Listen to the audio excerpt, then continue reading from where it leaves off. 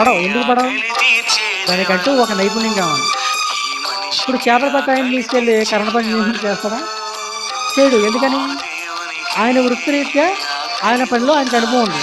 నా వృత్తిరీత్యా నా పనిలో నాకు అనుభవం ఉంది. ఎందుకు ఈ చేపల వల గురించి లేదా ఈ సముద్రం గురించి యేసుక్రీస్తు వారు ఎందుకు ఇంత ఉపమాన రీతిలో చెప్తున్నాడంటే, ఒక కనిపించే వస్తువుని చూపించి కనిపించని పరలోకాన్ని చెప్పడమే యేసుక్రీస్తు వారి స్పెషాలిటీ.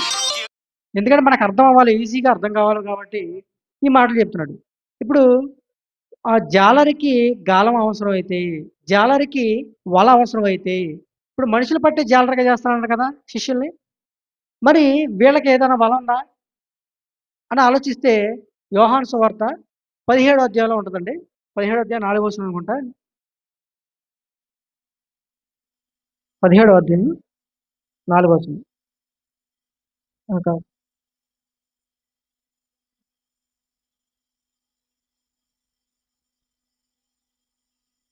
14 సారీ 17 యోహాను సువార్త 17 అధ్యాయం 14 వచనం అండి. వారికి నీ వాక్యం ఇచ్చున్నాను. ఏమిచ్చాడంటండి? ఇప్పుడు ఎవరికిచ్చాడు వాక్యం? మొట్టమొదటగా 12 మంది అపోస్తలులకి ఏమిచ్చాడు? వాక్యం ఇచ్చాడు. ఎందుకిచ్చాడు? మనుషులు పట్టే జాలరిగా చేస్తానన్నాడు కాబట్టి వాక్యం ఇచ్చాడు. ఒక జాలరికి గాలం అవసరమైతే లేదా వల అవసరమైతే మరి శిష్యులకి ఏమిచ్చాడు? వాక్యాన్ని ఇచ్చాడు. ఇప్పుడు మనం జాలరి గురించి ఆలోచిద్దామండి. జాలరి ఎళ్లి చేపలు పడతాకెళ్తాడు. ఆ చేపలు పట్టే విషయంలో ఎంత నైపుణ్యత ఉపయోగిస్తాడండి? దానికి ఎర పెడతాడు. దానికి బెండు పెడతాడు. దానికి దారం చుట్టి విసురుతాడు.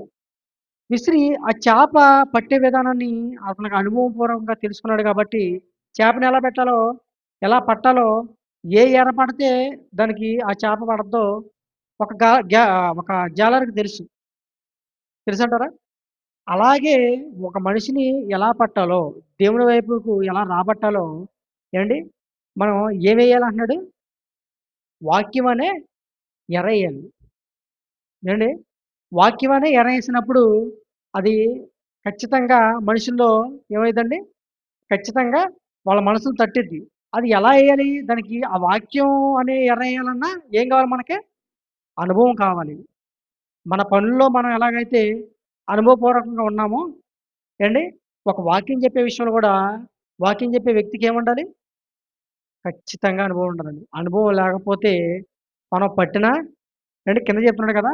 నానా విధములైన చేపలను పట్టిన వలను పోలి ఉన్నదంటున్నాడు.